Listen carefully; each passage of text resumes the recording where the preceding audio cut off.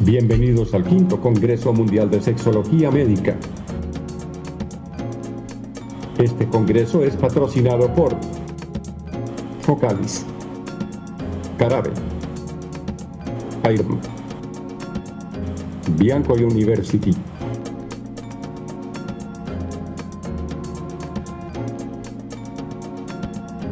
Me presento. Soy Felipe Hurtado Murillo, doctor en psicología y especialista en psicología clínica y sexología. Trabajo en la sanidad pública de la Comunidad Autónoma Valenciana de España, en una unidad de salud sexual y reproductiva.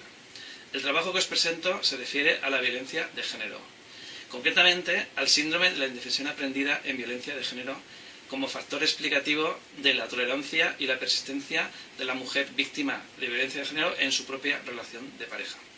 Introducción. Vivimos en sociedades donde la violencia se ha convertido en costumbre y cotidianidad. La sobreexposición a ambientes saturados de violencia ha favorecido que asumamos y aceptemos con naturalidad las conductas violentas, tanto aquellas de gran sutileza hasta las más evidentes e impactantes. Definamos conceptos. Violencia. Una definición amplia del término, propuesta por la Organización Mundial de la Salud, es la que dice que la violencia es el uso intencional de la fuerza o el poder físico, de hecho o como una amenaza, con uno mismo, hacia otra persona, hacia un grupo o hacia la comunidad, que cause o tenga muchas probabilidades de causar lesiones, muerte, daños psicológicos, trastornos del desarrollo o privaciones. Género.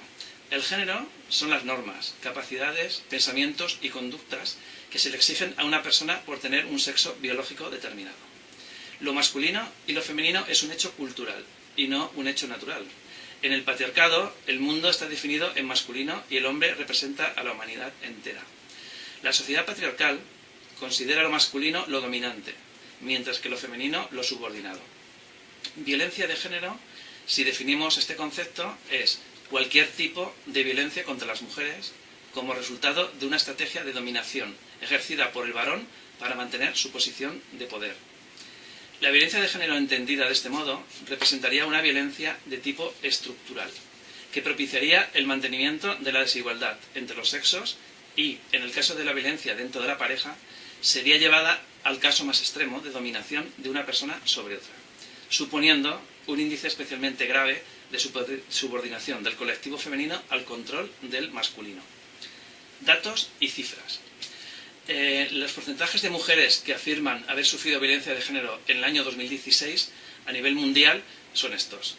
En la región de las Américas el 29,8%, en el Mediterráneo Oriental el 37%, en el sudeste asiático el 37,7%, en la región de África el 36,6%, en la región europea el 25,4% y en el Pacífico Occidental el 24,6%. Como vemos, son datos alarmantes a nivel mundial. Pero empecemos por el principio. ¿El principio qué es? Pues que las parejas desde hace décadas se unen por amor romántico. Por lo tanto, vamos a definir este concepto. ¿Qué datos conocemos? Pues que el amor no es ciego, sino que tiene una serie de etapas. Enamorarse es un sentimiento de atracción entre dos personas donde aparece una emoción que es un estado afectivo que altera bruscamente el equilibrio psicofísico cuando estamos cerca de la persona amada. Inicialmente tiene un estado muy intenso que llamamos pasión, que es ese afecto intenso que domina la vida psíquica, donde se idealiza a la otra persona minimizando sus defectos y maximizando sus cualidades. Y en el caso de que cristalice esta pasión y se pase a un amor ya más tranquilo, es lo que llamamos vinculación afectiva, que es en el estado en que se mantienen las parejas que tienen una relación satisfactoria, que es un sentimiento de satisfacción que se acompaña de reciprocidad, de empatía, de amistad, de deseo por la otra persona y que persiste con el paso del tiempo. Bien. Igualdad y reciprocidad son dos condiciones necesarias para mantener una relación de pareja igualitaria y satisfactoria. Es muy fácil enamorarse, el problema es cómo mantener. Bien, pues para mantener el estado de enamoramiento necesitamos varias cosas. Por un lado, maximizar refuerzos, es decir, conseguir lo máximo posible de bienestar por estar con esa persona que hemos elegido. Y por otro lado, minimizar costes que siempre vamos a tener, porque costes en una negociación siempre van a ocurrir. Ahora tenemos que sentir que ganamos más que perdemos. Para eso necesitamos reciprocidad, empatía, consideración positiva hacia la otra persona, una comunicación eficaz y una habilidad en solución eficaz de conflictos con una conducta asertiva que nos permita impedir una manipulación emocional. Bien, la violencia de género, debido a cómo persiste en la sociedad y cómo a veces los medios de comunicación la transmiten y cómo se justifica por parte de los agresores, tiene una serie de mitos, como son que para muchas personas no representa un problema social tan grave, sino que a veces los medios de comunicación necesitan noticias, como que es producto de alguna enfermedad mental, que solo ocurre en clases sociales bajas, cosa que no es cierto, se ocurre en todas las clases sociales, lo que pasa es que a los servicios sociales solo van las clases sociales bajas y medias, pero no las altas, que el alcohol es la causa de las conductas violentas, que si hay violencia no puede haber amor, o que a las mujeres les debe de gustar, si no, de lo contrario, no aguantarían en esa relación. Bien. Que se lo buscan ellas y que hacen algo para provocar a ellos. O que el maltrato psíquico no es tan grave como el físico, junto que la violencia es innata en el ser humano. Todo esto son mitos. Pero ¿qué objetivos busca el agresor? Bien, si definimos la violencia sobre la mujer por pareja o expareja, es la realización de actos agresivos, verbales, psicológicos, físicos y o sexuales, dirigidos contra la mujer por su pareja o expareja, dentro del contexto de una relación íntima.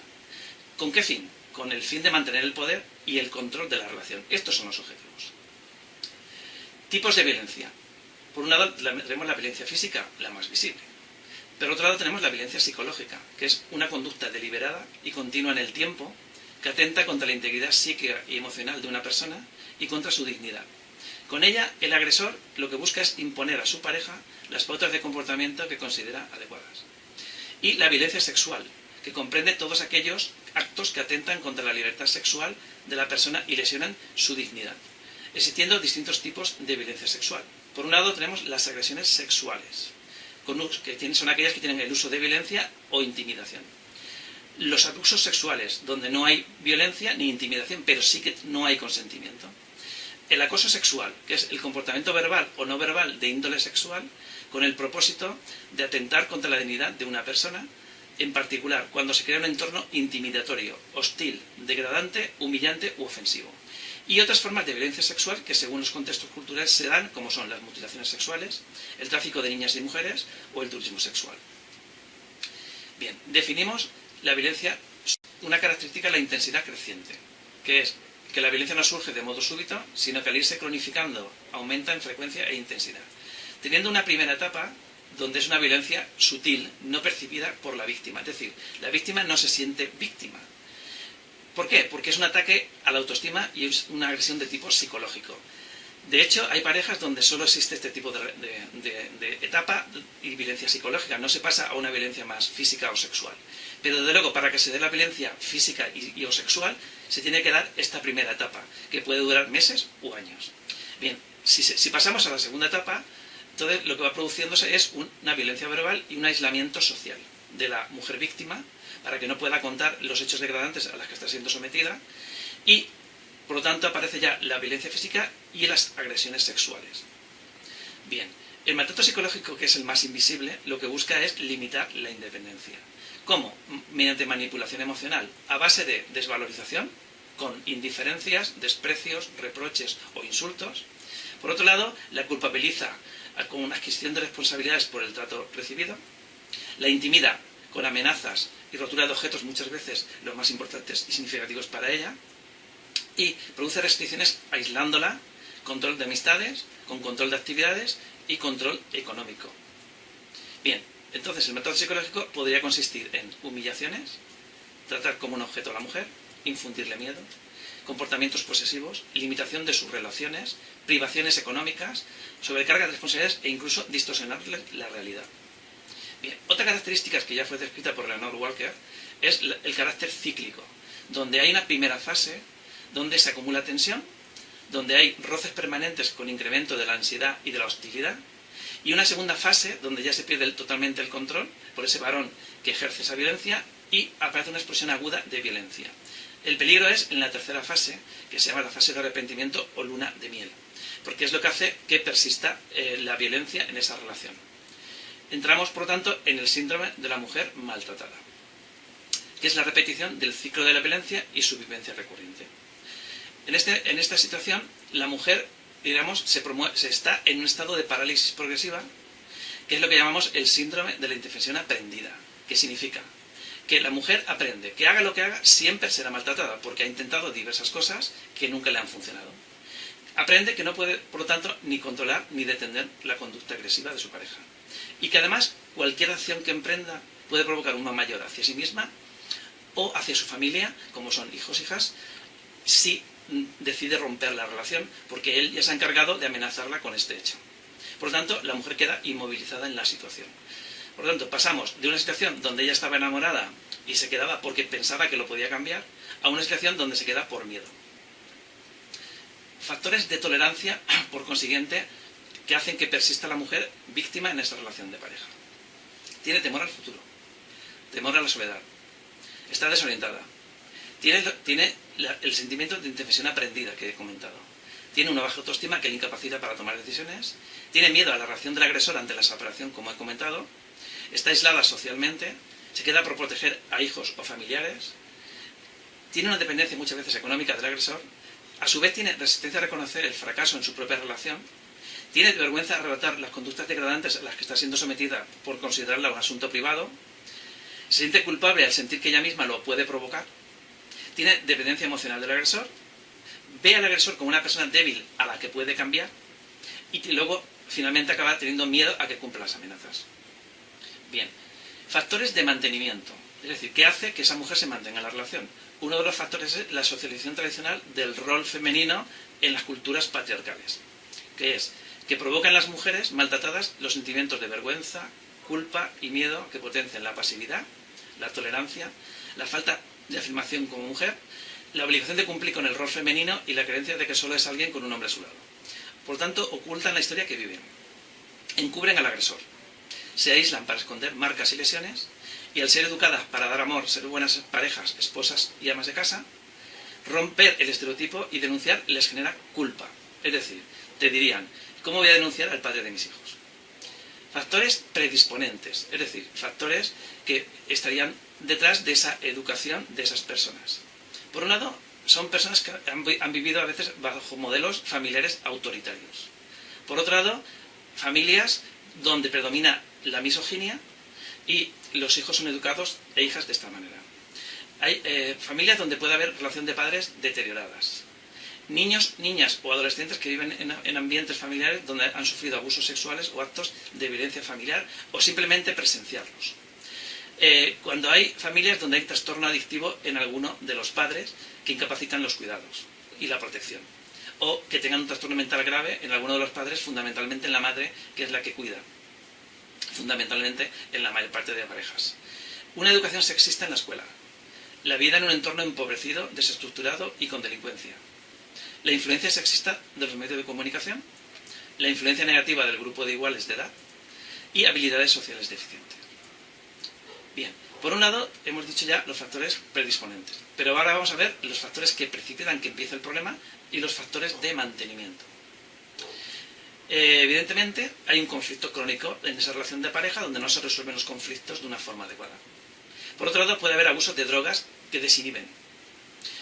Presencia de estrés o celos patológicos que producen alteración en el estado mental de la persona agresora. Percepción de vulnerabilidad de la víctima, ¿por qué? Porque ella, hemos dicho, que lo ha ido perdonando. Por tanto, y por consiguiente, le refuerza las conductas violentas previas. Él sabe que la puede seguir maltratando porque ella no se va y no lo denuncia muchas veces. Hay un deficiente control de impulsos, sobre todo el control de la ira, con una actitud de hostilidad. Un trastorno de personalidad que hace que no se sienta culpable y con derecho. Deficientes habilidades en comunicación e estrategias inadecuadas en resolver conflictos. Por lo tanto, si lo que buscamos es prevenir que esto siga ocurriendo en nuestra sociedad, la violencia contra las mujeres tenemos que verlo como un problema social de la cultura patriarcal, donde hay, hemos dicho, un dominio de lo masculino frente a lo femenino. Por lo tanto, las respuestas preventivas tendrían que ir en este sentido. ¿Cuáles serían? Por un lado, la promoción de la igualdad de género, educando en valores de igualdad entre los sexos, educar en actitud de respeto por las diferencias, educar en actitudes empáticas, Educar en habilidades sociales que permitan una comunicación eficaz, una conducta asertiva que impida la manipulación y el chantaje emocional y una solución eficaz de conflictos, como hemos ido explicando a la hora de la descripción de los distintos factores que estaban incurriendo en ella. Las medidas preventivas deberían pasar, por lo tanto, por un programa de educación secuencial y evolutivo en el colegio y en el instituto durante la infancia y la adolescencia, dando información basada en la evidencia científica y educando en valores de igualdad, en actitudes de respeto hacia las diferencias y el manejo de habilidades sociales, junto con un programa de educación en las familias, con escuela de padres, un programa de formación al profesorado, políticas activas de control de los mensajes que se transmiten en los medios de comunicación con el fin de eliminar estereotipos sexistas. Y conclusiones. El pilar fundamental, como vemos, el pilar fundamental es la educación, en valores de igualdad social, en actitudes empáticas y en habilidades sociales eficientes que permitan resolver eficazmente los conflictos y optimicen la toma de decisiones. La evidencia enseña que cuando la personalidad ya está consolidada, es difícil y costoso reeducar la actitud y la conducta del agresor. Las secuelas en las mujeres víctimas y en sus hijos e hijas generan vulnerabilidad psicológica y no siempre remiten en su totalidad tras los tratamientos con el paso del tiempo. Muchas gracias por su atención.